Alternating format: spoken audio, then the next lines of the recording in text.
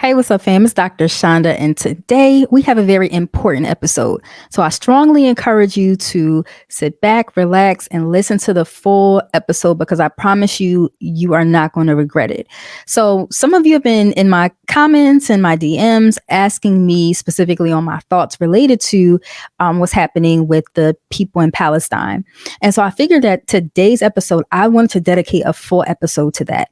I want to have someone who is well versed in the situation and someone who can really educate us, right? So if you are someone who you've been having questions about what's been going on regarding the Palestinian-Israeli conflict, and you want to know, what's the history behind this and how is it impacting the Palestinian people, then this episode is for you. We have none other than Miss Nada Mays, and Nada is a nutritionist and also a Palestinian refugee. She is filled with a wealth of knowledge, and she is here willing and able to tell us more about what's happening and how we can help. So make sure that you guys continue to tune in. Before we hop into today's discussion, make sure that you like, comment, and subscribe. You are now listening to the Paging Dr. Chanda podcast, where we talk all things related to mental health, life lessons, and the culture. My goal is to help each and every listener pursue and center wellness. I'm your host, Dr. Chanda, licensed clinical psychologist. Now let's get into it. Have y'all checked out my Amazon storefront yet? Listen, whether you're searching for last-minute date night outfits, perfecting your 4C curls, or delving into mental health books or enhancing your nail game, I've got you covered. Y'all know here at the Dr. Chanda podcast, we like to serve looks and books. So make sure that you guys click on my affiliate link for a hassle-free shopping experience that supports my creation efforts. Elevate your lifestyle and your mental health today. Chanel, I have a question. What's up?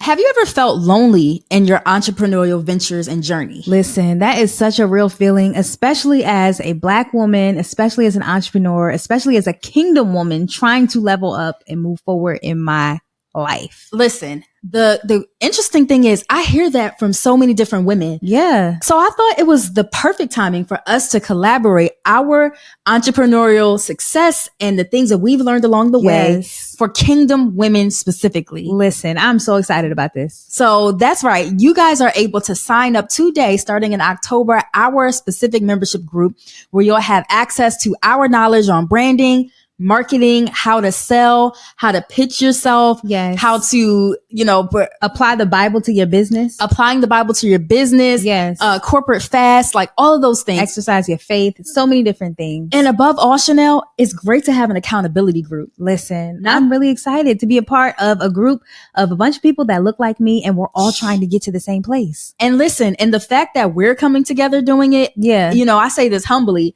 I've been thriving in full-time entrepreneurship for some years now. Yeah. You've generated millions for the sports industry. Yes. We have so many different skill sets that we're going to offer. Yeah. We're two separate powerhouses, and we're coming together to build this membership for you all. Not only from a business and physical, natural standpoint, but also a spiritual standpoint. Yes. I can't wait to get into the word I'm excited. Entrepreneurship. I'm excited. The word and entrepreneurship together, Chanel. Listen. In a membership group. Listen. Girl.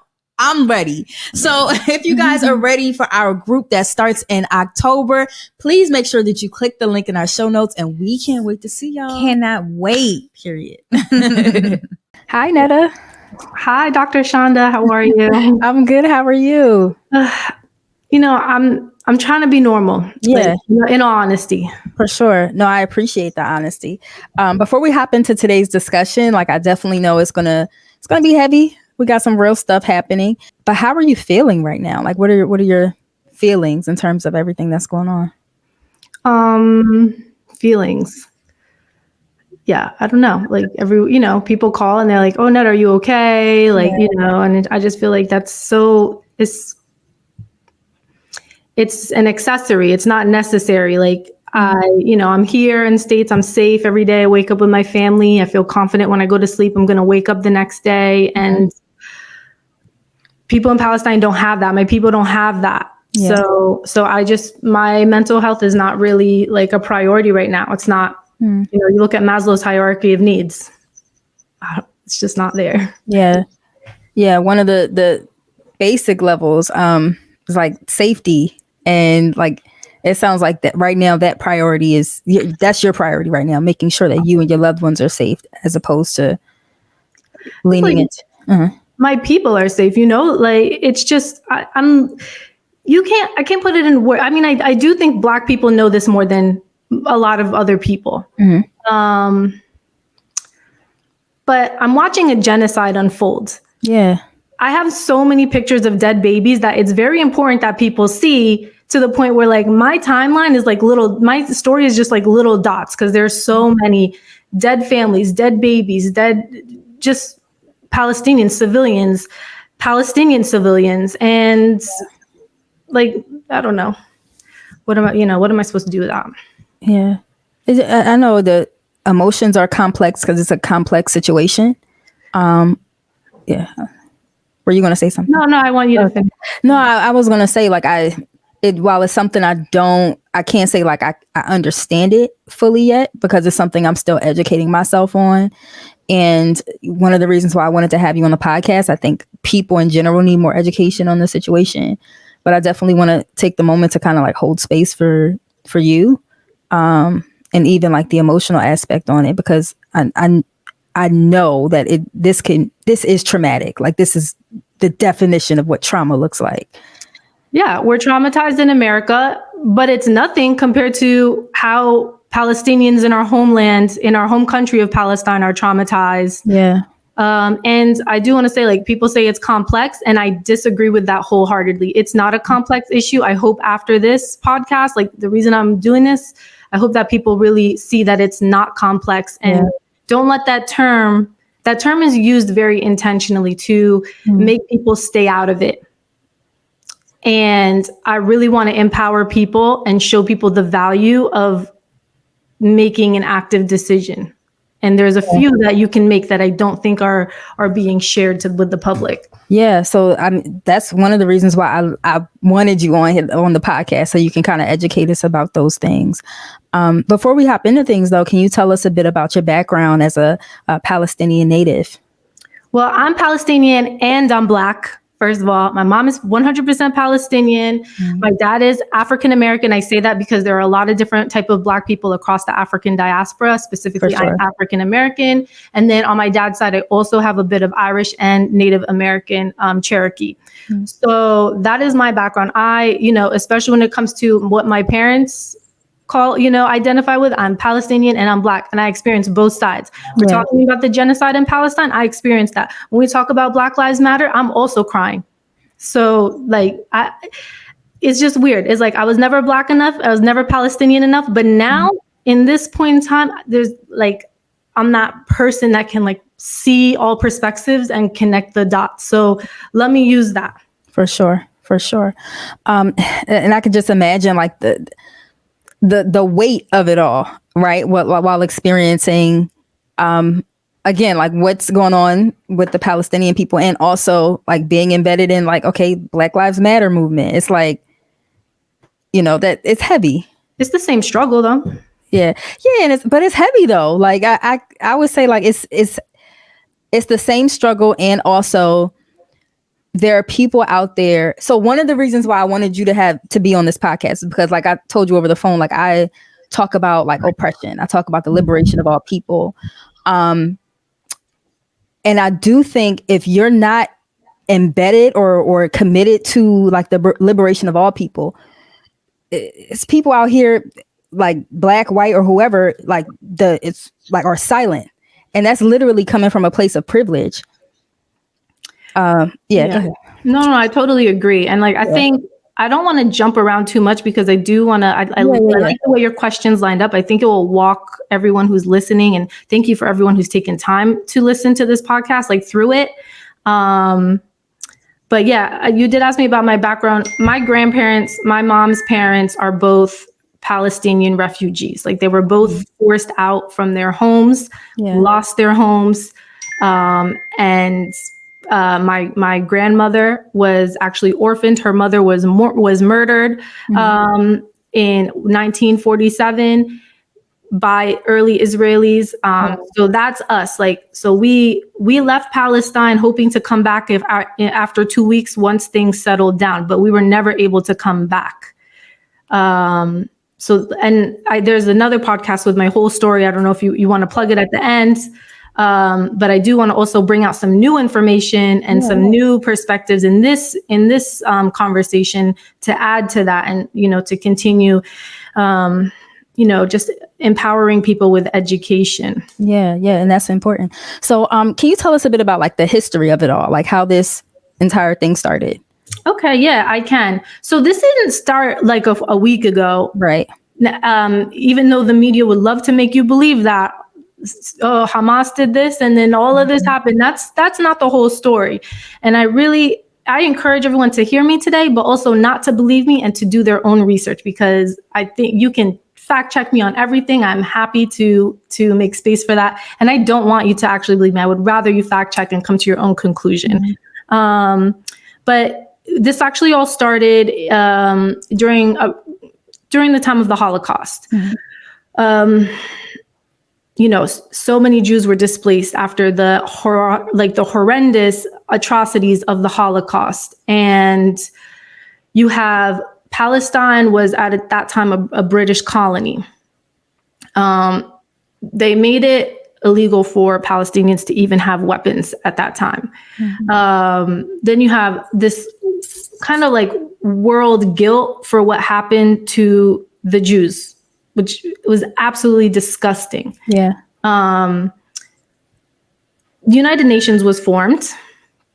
These countries are going back and forth. What do we do with all of these Jewish refugees? A lot of countries didn't want to house them. So they said, during one of the first United Nations councils, here's Palestine. You guys can take that. So, but we were living in Palestine. Right. There were Palestinians in Palestine. So you're giving a land that people have lived on for like thousands of years. But Palestinians, if you get the chance to know us, you know that we are very hospitable people. Like most melanated people, there's a certain hospitality that people have. So when, we also felt for what the Jews had suffered during the Holocaust, and you can see photos of like the first Jewish boats coming and approaching Palestine. And, they said, please don't turn us away. Don't break our hearts. Palestinians opened their homes to them. Palestinian people housed them in their own homes with their family. Wow. We welcomed them. We were happy to have them. Palestine is not a Muslim country. Another misconception that is often put out. Palestine is the home of the three monotheistic religions. And I know that you talk about being of the kingdom. That's Christianity, correct? Yes. Yes. So we have the home of the three monotheistic religions, which are in order: Judaism, Christianity, and then Islam. So Christians believe in all of the prophets that are in Judaism. Muslims come last, and we believe in all of the prophets in Judaism and Christianity, including Jesus, who was prophet. We call him Prophet Isa. He is actually the most important prophet in all of Islam, and is mentioned even more times in the Quran than Prophet Muhammad. But I don't want to get too much into religion, but I will say, like, this is the place of the birth of the three monotheistic religions. So obviously, the people of all those religions were living there. Yeah. They were living there like in perfect harmony. Like the way my grandmother explained it is just sounded like New York City to me. Like everyone's living, everyone's doing their thing. She's like, we had Jewish neighbors. Like it was nothing. Like we're all, doing business. We're in the community, especially in Jaffa, like where my family is from, which is one of the like most beautiful regions. It's the most highly sought after region in Palestine because of its location and accessibility for trade and business. It's just very multicultural, multi-religion, multi-even ethnics. Like people from all over the world like would come and live there and do business. So I'd say that just to take away from this. This is a Muslim verse. Right. No, it's not. We love Jewish people. We've always loved Jewish people. Jewish people are called, Jewish people and Christians are in Islam people of the book. That means you can get married to one another. There is a very special kinship in those three religions. So they said, okay, this Palestinian land, we're going to give it to the Jewish people who are fleeing the Holocaust. We were already, we weren't allowed to have weapons. And then what started happening is the British actually started giving weapons to the Jewish people that were coming. And so the people who opened their homes started getting kicked out of their homes. So for my family, my grandmother talked about like an escalation starting to happen where even like every time you would walk to and from your home, people would start shooting at you. Wow. And things just began escalating, and there was messages for people to leave. It's unsafe. So what my great grandfather said is like, my great grandmother was already murdered at that time. So he did not want to lose more of his family members due to this conflict, due to this colonization. He said, we're going to go for 2 weeks until things settle down. He took the whole family and left. But like I said, we were never allowed back. Yeah. Over time, the colonization has spread. Israel has been given more and more funding to take over more and more Palestinian land. Every day, every year, Palestinians lose more and more rights. And now we're in this apartheid occupation where we don't have equal rights. We're literally living in like Gaza and the West Bank, like it's like concentration camps. Go read the books from the Holocaust, because I learned about the Holocaust every year when I was in high school. So I know what I'm looking for. And I always said when I was little, I'm not going to be the one to allow these atrocities to happen. I don't want to read the history books and see like, I was the Nazi. No. I'm going to be the one standing for the people. So people are living in these, they call them open air prisons, but honestly, they're really like concentration camps, especially now. The extermination is the bombs. Like people can't leave. They're telling people to leave. You try to leave. You're bombed on your way out. You're fenced in. There's nowhere to go. And also Palestinians, like we already saw what happened the first time we tried to leave during when my grandparents left. It's called the Nakba, which is the Great Catastrophe. It's very similar to the Trail of Tears. I don't know if everyone's familiar with that, but that's where like indigenous Native Americans were forced to leave and on foot. And that also was a great catastrophe in itself. Wow. So now we're here, and really like Palestinians are fighting for their humanity. They want equality. They want to have a quality life. Israel runs everything. Israel says how much food and water can go in. They early on knocked out our water supply and made sure that they had control over how much water we had. They'll tell us, oh, food can go in this day, food can't go in that day. Like and I'm a registered dietitian, so I'm not going to practice this clinical nutrition work without making sure that I'm standing up for food security, nutrition security across the board. But this is man-made food insecurity. Yes. It's not natural. We're not looking at like a drought or, flood or something. Like this is man-made. The food is there, but like they're just saying like, oh no, you can't bring it in.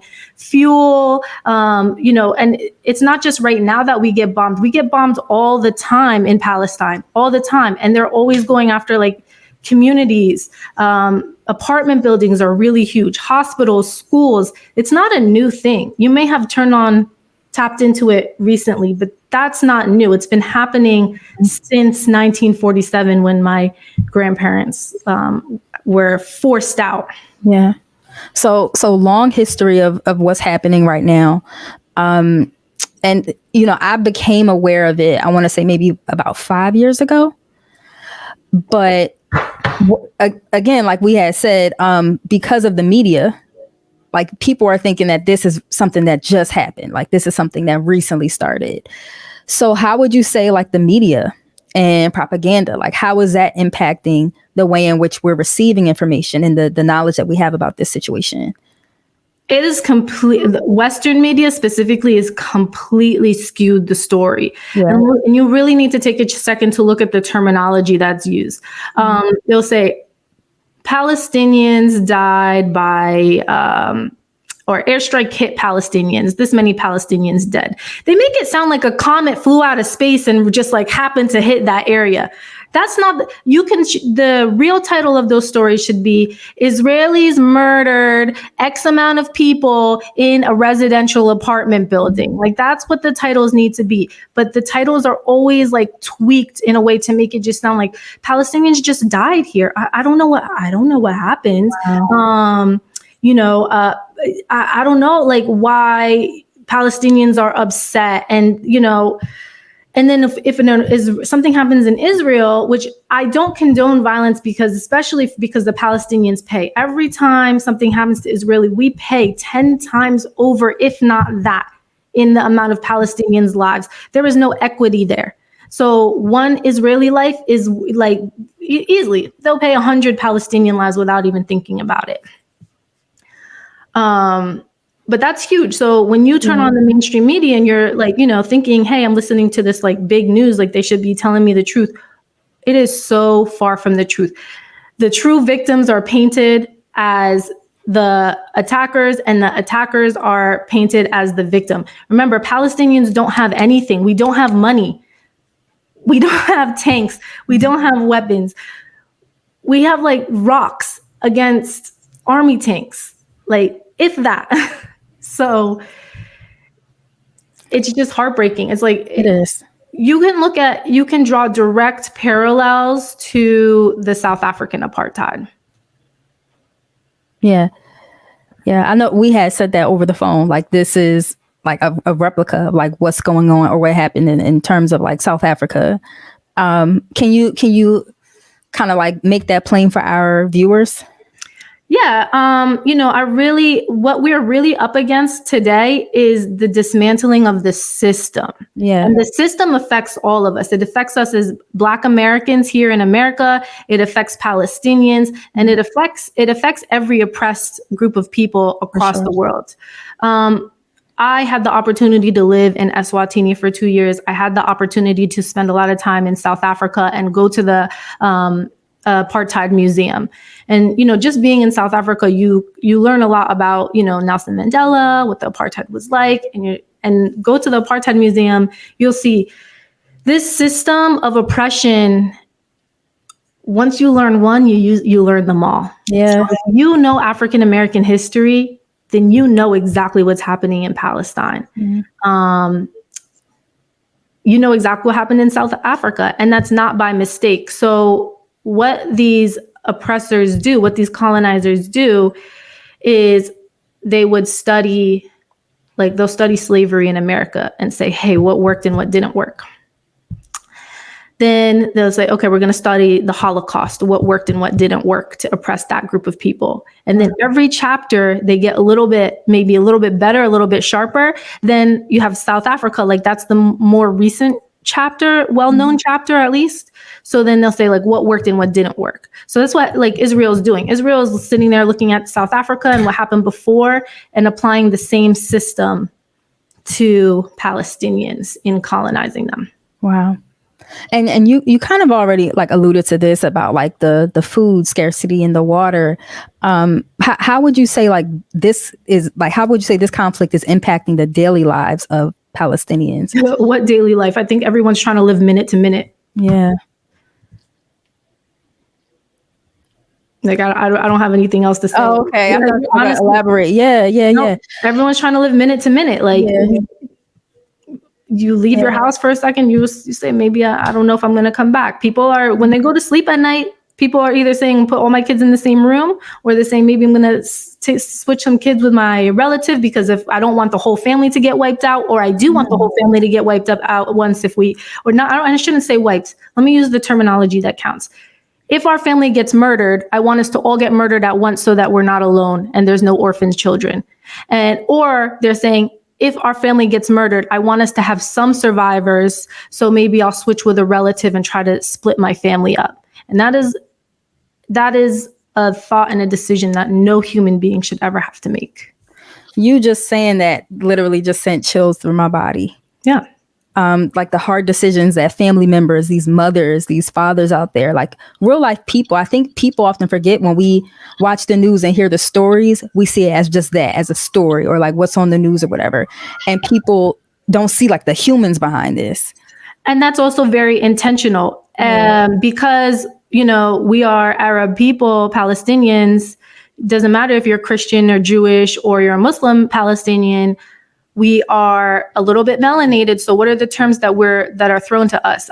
Terrorists. We've been called animals. We've been called monsters. One of the Israeli government colonizing leaders called us children of darkness. Are you serious? Yes. Please fact check that. I'm happy. It's there. You don't have to believe me. They call us horrible things all the time. They don't care about killing kids because they say, like, you kill them when they're young, you prevent like an adult one from existing. That's heavy. I'm not going to sugarcoat it for anybody. Like, Palestinians are begging. Yeah. I'm looking at all of these. I look at it. There's like pictures. Like I'm traumatized, like from all the pictures that I've seen. But like we need to see them the same way. Like in the Holocaust, we needed to see like the skinny, like starving people behind the barbed wire, the piles of bodies. We need to see it because also what we have to remember is in America, every single one of us who pays taxes is complicit. We are paying for every single action that Israel does is funded by us. Every single thing, every single fence, every single bullet, every single bomb, every single destroyed home, everything is paid for by us. And that's like one of the reasons I really want to get on these platforms to talk and just highlight that.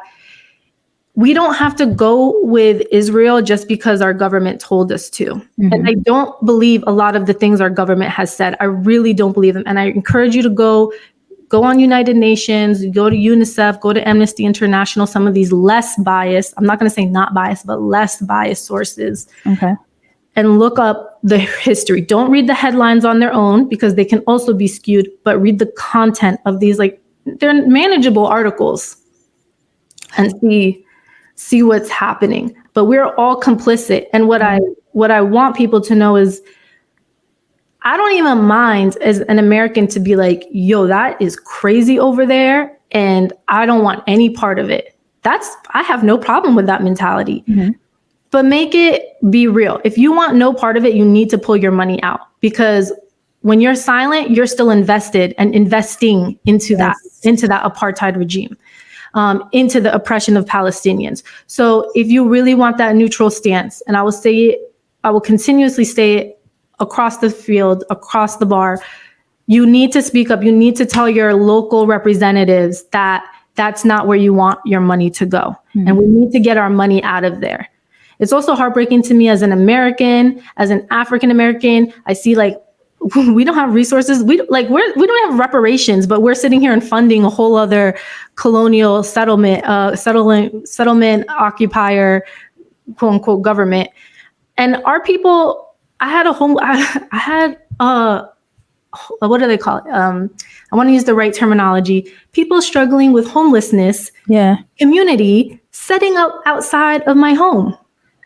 These people need resources. They need mental health support. They need support with the addiction that our government also was entangled with.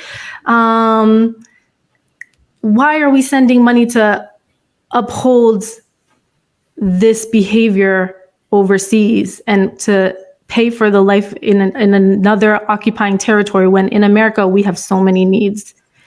And especially as Black people, like we haven't even gotten reparations. But we're sitting here and sending stuff over there. And I don't know how we always have money for it. It's like, as a registered dietitian, I'll say like, we're arguing for food support assistance. And, what is the budget going to be like? We're all frantic about what it's going to be and how it's going to affect populations. But that's not look, Israel asked Biden for money and he said, all right, I'm going to talk to my people and I'm going to see what I can get you. Easy. He just made it rain. Billions of dollars over there. No. We just made it rain. We made billions. Nada, we appreciate the information that you're sharing. You mentioned some sources though. Would you mind saying those sources again? Yeah, some sources that I am more likely to recommend, and I said they're still skewed, and I think it's probably a funding issue in the background, but Amnesty International, you can go to UNICEF, go ahead, look up United Nations, World Health Organization. These are unbiased sources that are very, very well known and reputable. So if you're looking for stats, data, that's where I would go. But I mean, even when we're looking at the death toll in Palestine right now, how can it be accurate when people still haven't uncovered their families from the rubble? Mm. So whatever we're seeing, I mean, you have to you need to use your mind, and not just listen to what is told to you. Yeah. People will show you. People are online in Palestine showing you what is happening in their communities or what was their communities. And you need to apply that. They are still literally digging up remnants of their relatives from the rubble. So how are those numbers correct? Yeah. They're not correct. They're much higher than what's reported. But at least you can start there. Yeah. Yeah. So what I'm hearing is when we look up this information to these more reputable sources, we should. They are more reputable. They are. So we should review the information, but also have a level of skepticism about the information we're reviewing, and the accuracy of it all.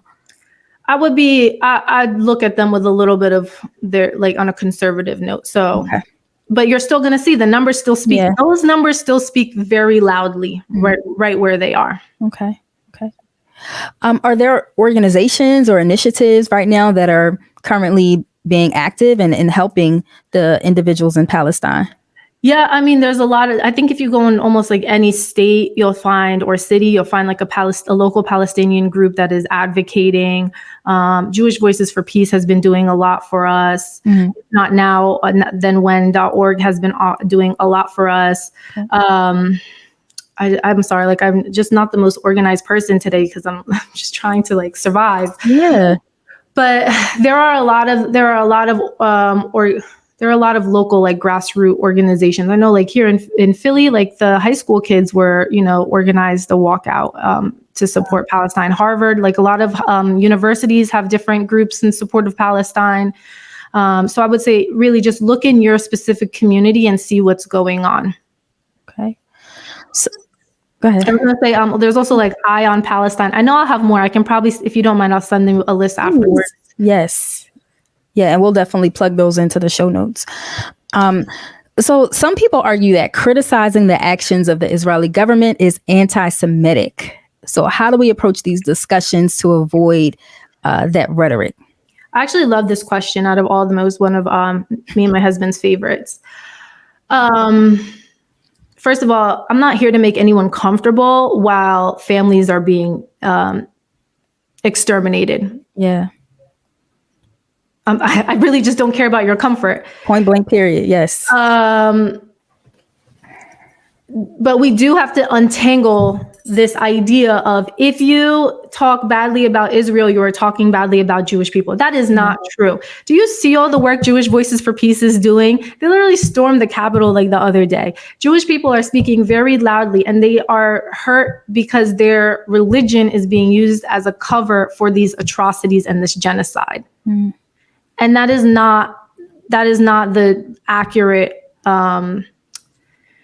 intentions behind their faith and their spirituality. That does not support the tenets of their faith and spiritualities. The abuse and the murder of countless children, women, this is just families. It's all just families being executed. So I really want to unravel that. That is, you are not anti-Jewish if you speak out against Israel. Those are two very separate things. So please, know that, be strong in that. And if you can listen to Jewish voices that can also tell you more about that. I love that response. So what are some actionable steps that we can take today to help with everything that's going on? There are a couple of small ones, but the most important thing that we can do in America is we need to divest. This problem is happening because of us. You want to look at the whole issue, what's at the root? The root is American dollars being put over there, because we give Israel every single resource to inflict this colonizer occupation, the genocide on Palestinians. That is all 100% like our money. So that's number one. Call your local representatives and tell them that you don't want your money. When the new elections come up, that needs to be a big question. We don't want these funds going there. And like, where do you want your funds going? I mean, I can think of a few options: food, healthcare, nutrition, mental health services, homeless support, housing support. The list goes on and on. The environment, we have a lot of needs for those resources right here at home. So, and especially for us as Black people, as Black Americans, like, we know what is needed the most. Like, we still have brothers and sisters who are, incarcerated, and we have Black people here too who are losing their homes the same way Palestinians are in America. People coming up and using the courts against us and saying, we're going to take your land. It happens here. Like I said, the same system happens here. Very much so.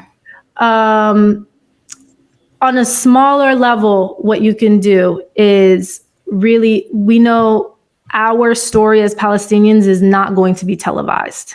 Mm-hmm. The big media people, they're not in support of the truth coming out. So please share our truth. Number one, say Palestine. Don't be afraid to say it. We have to say Palestine. We have to ask about Palestinians, because the news will send out all these articles and they act like we're not there. You'll notice our name is missing from a lot of these stories. Mm. When we're on social media, it is really important to like and share and interact with these messages, with these images. It's horrifying. It's totally horrifying. Yeah. Like I said, I'm definitely traumatized. I have nightmares, it's just crazy, but we have to do it. We need the truth of what's happening to be seen. Palestinians want you to see it. We're not here saying we don't want you to see our dead. We're saying we want you to look our dead in the eyes. We want you to see our dead children, our dead babies, our dead wives, our dead husbands. Like, I just saw a video of this man carrying his family's remnants in a plastic bag. All he had was just pieces of his family. We need you to see that, because we're paying for that, and we need to reclaim that. Like I said, if you want to be neutral, I really don't have a problem with it, but like, really be a true neutral with your money removed. Back to the social media, the algorithm, as soon as you see the words Palestine, the algorithm will shut things down. They don't want, it's very discriminatory against Palestinians. So when you interact and you like these things, it's not that nobody gets joy out of these images, but it's important to interact to overcome the algorithm. It's important to share, to comment, all of those things, because we're trying to overcome the algorithm and actually get our story out. First of all, I love how you kind of broke down how we can help on like the systemic level, but also on the individual level. Like, we can do things on social media, share, educate ourselves. We need to disseminate the truth, the real information. And I know a lot of your followers are churchgoers and people of faith. There are churches in Palestine, like one just got bombed today. See if your priests, pastors would like to connect with other Christians who are there and maybe need support. Connect with them, hear their story. Like, those are your brothers and sisters in Christianity. And if you're of another faith, please, I encourage you to do it that way as well. If you're someone who prays in a spiritual house of worship, connect. And like, we need to, even as Black people, it's difficult because we get these messages thrown at us, and even subconsciously, you just end up like absorbing it and thinking like, oh, that's a thing over there. Mm-hmm. I know, like, Arabs, like, we don't even look like people on TV. We're just terrorists all the time. We're terrorists. We're crazy. We are, you never know what we're going to do next. That's so far from the truth. But the same thing happens to us as Black people, Black Americans overseas and here as well, where we're always given the same narrative. We're animals. We don't have we're not civilized. We don't know what we're doing. And it's the same system that is attacking all of us. So challenge yourself to reach out and get to know people who are different than you. And dissolve, like really work on your own mindset and dissolving that prejudice that we have, even if it's unintentional. I understand, I'm not angry, but just we have to work to resolve it and take the media's influence out of the equation.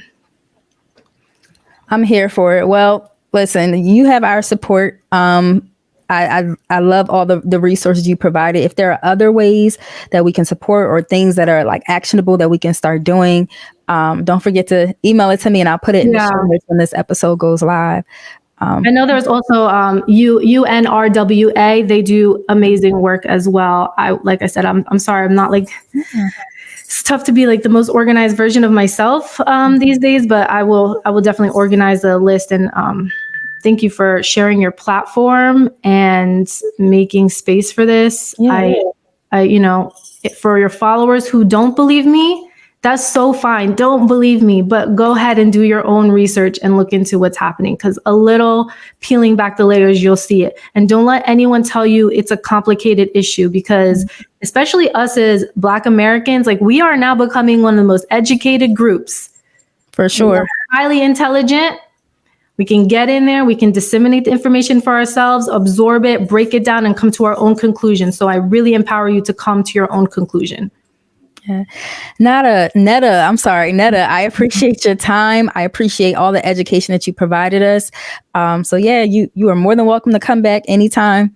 So yeah, open invite. We'll talk about nutrition maybe when Palestine is free. Let's do it. Free Palestine. Free Palestine. Free Palestine. Yes. And free all the oppressed people in all across the world, because it's the same system. We need to break this system down. For sure. Yeah. I appreciate you, Nada. Thank you so much, Dr. Chanda. All right.